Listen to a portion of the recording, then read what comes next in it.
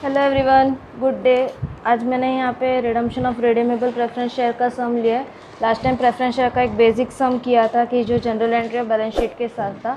आज हम लोग क्वेश्चन वीएनएसयू के रिलेटेड कर रहे हैं, मतलब जो कि आपके पेपर में पूछा जाता है उस हिसाब से मैंने बैंक अकाउंट वाला एक क्वेश्चन लिया है। क्वेश्चन नंबर 13 मैंने बीएस शाह का प्रकाशन का लिया हुआ है। यहाँ पे दिया on 31 March 2016 the balance sheet of Dinesh limited is as follow.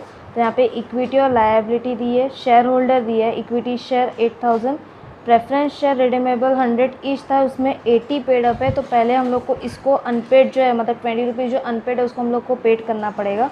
फिर 2000 8% प्रेफरेंस शेयर, ये फुली पेड अप है तो इसको कुछ नहीं करना। रिजर्व एंड सरप्लस में हम लोग के 3 रिजर्व है, करंट लायबिलिटी में क्रेडिटर है, असेट सारे हम लोग को यहाँ पे दिए हुए हैं। अब हम लोग डायरेक्टली एडजस्टमेंट में चलते हैं। यहाँ पे इन्होंने बोला है on this day the company decide to redeem both the classes of preference share at 10% premium after complying with the provision laid under the section 55 the company act 2013। Section 55 के rule के हिसाब से रिडीमेबल प्रेफरेंस शेयर कब redeem होता है? जब हम लोग का सारा पेड शेयर होता है, मतलब हम लोग को पहले अनपेड शेयर को पेड करना पड़ेगा। तो उसका जनरल एंट्री क्या होता है? Redeemable preference share call account debited to 7% redeemable preference share capital account. Okay, तो हम लोग का यहाँ पे कितना शेयर था? 2000 शेयर्स था। कितना अनपेड था? 20 रुपीज़ अनपेड था। तो यहाँ पे हम लोग का हो गया 40,000। इसके बाद इसी की दूसरी एंट्री हम लोग कर देंगे, bank account debited to redeemable preference share call account. ये भी आपका सेम अमाउंट हो जाएगा 40,000। अब हम लोग का काम हो गया है, मतलब अनपेड शेयर को हम लोग ने पेड कर दिया है। तो अब हम लोग ये रिडम्पशन के लिए रेडी है। तो अब रिडम्पशन के लिए हम लोग के 2 प्रेफरेंस शेयर थे। एक हम लोग का था 7% redeemable preference share capital account debited. Okay, दूसरा हम लोग का था 8% redeemable preference share capital account debited. और हम लोग की प्रीमियम की एंट्री होती है premium on redemption of share.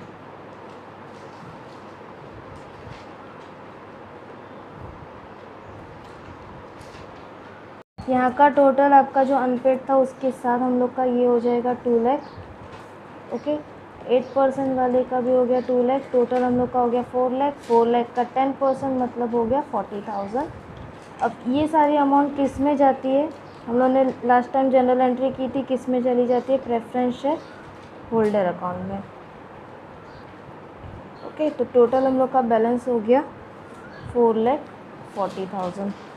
ये होने के बाद आपका दूसरा उसके नेक्स्ट पॉइंट दिया हुआ है, for this purpose necessary number of equity share of ₹100 each are issue at par.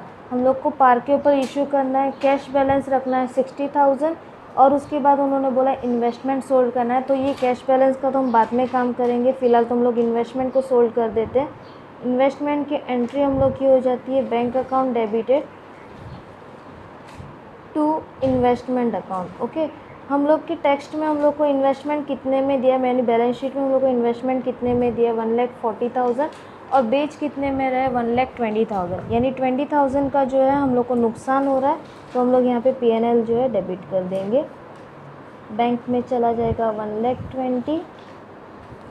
Investment का एक्चुअल वैल्यू था 1,40,000, यानी नुकसान हम लोग का हो गया 20,000। ओके, ये हो जाने के बाद उन्होंने बोला company has then decided to utilise the resultant reserve created out of redemption of preference share for issuing fully paid up bonus share to is equity share. अब हम लोग बैंक अकाउंट क्लोज कर देते हैं, बैंक अकाउंट का काम complete करते हैं।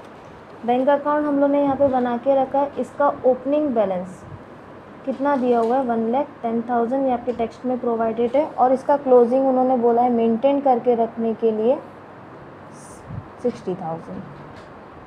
ओके, ये हो जाने के बाद हम लोग की जो बैंक की एंट्री है, पहले बैंक हम लोग ने कॉल डेबिट किया हुआ है तो वो हम लोग यहाँ पे कर देंगे अनपेड कॉल। कितना बैलेंस था 40,000। दूसरा बैंक हम लोग ने इन्वेस्टमेंट के लिए पेड किया है तो इन्वेस्टमेंट भी डेबिट कर दो, उसका पैसा रिसीव्ड होगा इसके लिए। तो ये हम लोग का हो गया 1,20,000। ओके, और टोटल हम लोग का प्रेफरेंस शेयर होल्डर का बैलेंस कितना है 4,40,000, वो क्रेडिट साइड पर्टिकुलर जाएगा। ये हमेशा फिक्स्ड एंट्री रहेगा 4,40,000। डिफरेंस जो आएगा वो हम लोग को इक्विटी शेयर में देना है। तो हम लोग का डिफरेंस कितना हो गया हम लोग देख लेते हैं। 60,000 प्लस 4,40,000, क्रेडिट साइड का टोटल आया आपका 5 लाख, माइनस 1,10,000 माइनस 40,000 माइनस 1,20,000। तो आपका इक्विटी शेयर में बैलेंस आ गया 2,30,000। मतलब ये शेयर जो है हम लोग को पार पे इशू करना है। ओके, तो अब हम लोग इसको पार पे इशू कर देंगे। इशू करने की एंट्री क्या हो जाएगी, bank account debited to equity share capital account. ये बैलेंस हो जाएगा 2,30,000। ये हम लोग की एंट्री ख़त्म। अब हम लोग को क्या करना है, तो जो रिडम्पशन है उसको रिडीम करना है, जो प्रीमियम है उसको रिडीम करना है। लास्ट टाइम मैंने बोला था कि रिडम्पशन हम लोग अलग रिडीम करते हैं, प्रीमियम का अलग यूटिलाइज़ कर देते हैं। तो चलो इसको अभी यूटिलाइज़ करते हैं। सबसे पहले हम लोग को प्रीमियम कितना यूटिलाइज़ करना था, 4 लाख। हम लोग ने उसमें से 2,30,000 का तो इक्विटी शेयर निकाल दिया। तो 4 लाख में से वो 2,30,000 पहले माइनस कर दो, यानी अब तुम लोग को पता चल जाएगा हम लोग को और कितना बैलेंस का यूटिलाइजेशन करना है। 4 लाख में से 2,30,000 माइनस किया, 1,70,000 यूटिलाइज़ करना है। 1,70,000 कहाँ से यूटिलाइज़ करोगे, तो हम लोग के पास दो चीज़ें बची थी। एक हम लोग का जनरल रिजर्व का बैलेंस था, दूसरा हम लोग का पीएनएल का बैलेंस था। तो general reserve account debited, PNL account debited to किस में बैलेंस जाता है, सीआरआर। सीआरआर मतलब कैपिटल रिडम्पशन रिजर्व में। कितना बैलेंस जाना है, टोटल 1,70,000 का बैलेंस जाने वाला है। ओके, जनरल रिजर्व में हम लोग को कितना बैलेंस दिया हुआ है, 1,50,000, और बचा वो हम लोग पीएनएल में से निकाल देंगे, मतलब 20,000 हम लोग पीएनएल में से निकालेंगे। उसके बाद 7 एंट्री हम लोग करेंगे प्रीमियम ऑन रिडम्पशन को यूटिलाइज़। प्रीमियम ऑन रिडम्पशन के लिए हम लोग के पास सिक्योरिटी प्रीमियम है, तो पहले उसको यूटिलाइज़ कर दो। सिक्योरिटी प्रीमियम अकाउंट डेबिटेड, और हम लोग के पास और बैलेंस बचा हुआ है तो वो हम लोग किस में से यूटिलाइज़ कर देंगे, पीएनएल। अगर सिक्योरिटी में से हम लोग को पूरा पैसा नहीं मिलता तब हम लोग पीएनएल को यूटिलाइज़ करते, वरना नहीं करते। तो यहाँ का बैलेंस आपका आया 40,000, उसमें से सिक्योरिटी प्रीमियम आपके पास था 20 और पीएनएल आया 20। तो ये हम लोग का 40,000 भी यूटिलाइज़ कर दिए। अब उसके बाद उन्होंने बोला सीआरआर में से बोनस शेयर को यूटिलाइज़ कर देना है। तो सीआरआर जो हम लोग का डेबिट था उसको हम लोग क्रेडिट कर देंगे, क्रेडिट था उसको डेबिट कर देंगे। CRR account debited to bonus to shareholder. CRR कितने का था हम लोग का, 1,70,000, तो यहाँ पे मैंने डाल दिया 1,70,000 और 1,70,000। फिर बोनस को हम लोग इक्विटी शेयर में डाल देंगे, bonus to shareholder account debited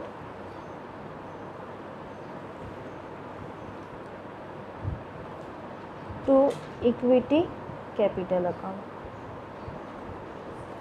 okay, ये भी हम लोग का आ गया 1,70,000 और 1,70,000। अब उसके बाद हम लोग का last but not the list वाला काम, प्रेफरेंस शेयर को हम लोग को बैंक में डालना है।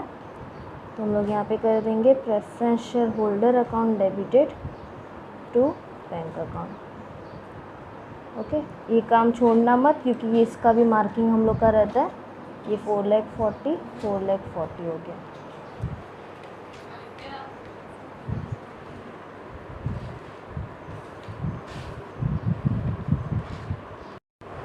ओके, अब इसके बाद हम बैलेंस शीट की तरफ मुड़ते हैं। बैलेंस शीट के लिए लास्ट टाइम मैंने बोला था कि फॉर्मेट हम लोग का वर्टिकल बैलेंस शीट रहता है, इसकी वजह से हम लोग को उसको पूरी तरीके से उतारना है। हम लोग के टेक्स्ट में ही जो बैलेंस शीट है उसी तरीके से हम लोग उतार देते हैं। तो यहाँ पे हम लोग का सबसे पहले इक्विटी एंड लायबिलिटी है, उसमें शेयर होल्डर फंड आया।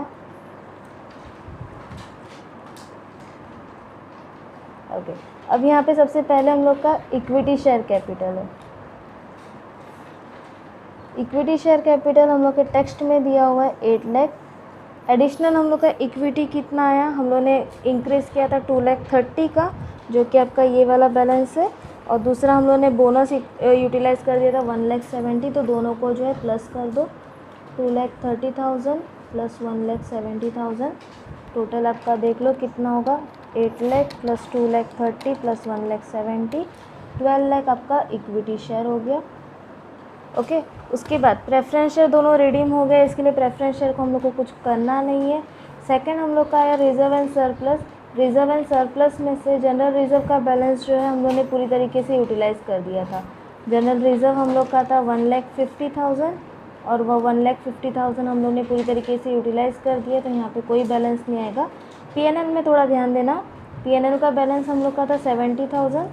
उसमें से सबसे पहले हम लोग को पीएनएल का नुकसान हो रहा था 20,000 का, तो वो 20,000 माइनस हो जाएगा। फिर हम लोगों ने पीएनएल यूटिलाइज़ किया 20,000 दो बार, तो वो दोनों हम लोग ने यहाँ पे डाल दिया, यानी हम लोग का बैलेंस जो है वो बचेगा 10,000। ओके, उसके बाद सिक्योरिटी प्रीमियम पूरी तरीके से निकल गया है, सिक्योरिटी प्रीमियम कुछ आएगा नहीं, वो भी बैलेंस हम लोग का नील हो जाएगा। ये गया क्रेडिटर, हम लोग ने उसको कुछ किया नहीं है, क्रेडिटर को जैसे है वैसे का वैसे ही डाल दो, हम लोग ने उसको लिखा ही नहीं है कहीं पे भी, ना इसको यूज़ किया है। ये आया 1,60,000। ओके, यहाँ पे आपका बैलेंस शीट टाइप टोटल होगा। अब सेकंड हम लोग का है असेट्स। असेट्स में भी हम लोग ने कोई चीज़ को हाथ नहीं लगाई है, जैसे वैसे के वैसे डाल दो। Land, building, plant and machinery, तो ये हम लोग का हो गया लैंड का 4 लाख, बिल्डिंग का 3,30,000, प्लांट एंड मशीनरी का 2 लाख। इन्वेस्टमेंट हम लोग ने सोल्ड कर दिया, तो इन्वेस्टमेंट का कोई वैल्यू हम लोग को बाहर डालना नहीं है, ये याद रखना, जो चीज़ सोल्ड हो जाती है उसकी वैल्यू बैलेंस शीट में नहीं आती। ओके, फिर हम लोग का है स्टॉक 2 लाख, डेप्टर 1,80,000 और कैश। कैश को उन्होंने हम लोग को बोला ही है कि क्लोजिंग कितना रखना है, तो यहाँ पे कोई झंझट मारी करनी नहीं है, जो बैलेंस है वही हम लोग को 60,000 यहाँ पे डाल देना है। अब टोटलिंग कर दो, 12 लाख प्लस 10,000 प्लस 1,60,000, ये टोटल आया 13,70,000। नीचे साइड का भी टोटल कर दो, 4 लाख, 3,30,000, 2 लाख, 1,80,000, 60,000, ये भी टोटल आया आपका 13,70,000। तो इस तरीके से हम लोग इसका सम सॉल्व करते हैं। गाइस, इसके ऊपर ध्यान देना, क्योंकि ये सम काफ़ी ज़्यादा इम्पॉर्टेंट है और बहुत ज़्यादा इजी फॉर्मेट में, और आपको मार्किंग इजीली मिल जाएगा। डियर मित्रों को लाइक करती रहिएगा ताकि मैं आपको और ज़्यादा हेल्प करती रहूँ, और सब्सक्राइब करना ना भूलिएगा। Thank you so much.